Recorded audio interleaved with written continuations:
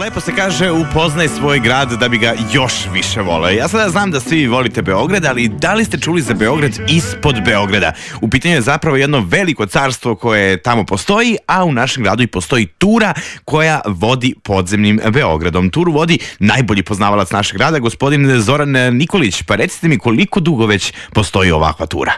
Tura Beograd ispod Beograda postoji već 4 godine. I za sada je kroz nju prošlo po procenama negde oko 50.000 ljudi. Za tačno 1,5 minut, baš ovde na Radiju 3, moći ćeš da prođeš i ti. A konkretno tura se održava u nedelju i ja sam spremio vaučere za tebe, zato budi tu. Filip Ugrenović na Radiju 3, radnim danima od 8 do 12. Upoznaj svoj grad kako bi ga što više voleo. Mi smo ovde kako bi se Beograd poznavao što je bolje moguće. Ponovo se održava tura šetnja Beogradom ispod Beograda. Organizator je Go To Serbia, a vodič je čovek koji sigurno najbolje poznaje naš grad od, pa ja mislim, svih ljudi u ovom gradu. U pitanju je gospodin Zoran Nikolić. Pa Zorane, recite mi kuda ide tura? Krećemo iz Gračaničke ulice, idemo na 3 tačke na površini Kalemegdana, koliko da malo osetimo magiju tog grada koji je postojao tu već skoro 2000 godina, od rimskog vojnog utvrđenja pa nadalje. Potom idemo u nekoliko jako atraktivnih podzemnih objekata.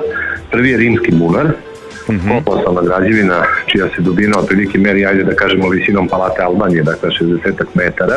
Ok, gde se onda ide, gospodine Nikoliću? Idemo nedaleko odatle u vojni bunker. On je do 2008. godine bio potpuno vojna tajna. Beograđani su znali da tu postoje neko uzvišenje u blizini pobednika, ali nisu znali da je to jedna ozbiljna protivavionska građevina podzemna. Dobro, i onda pretpostavljam barutana.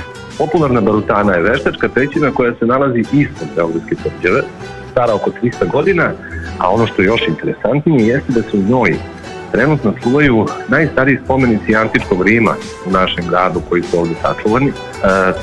To je jedan lapidarijum, dakle kolekcija sarkofaga, nadgrobnih stela, žrtvenika.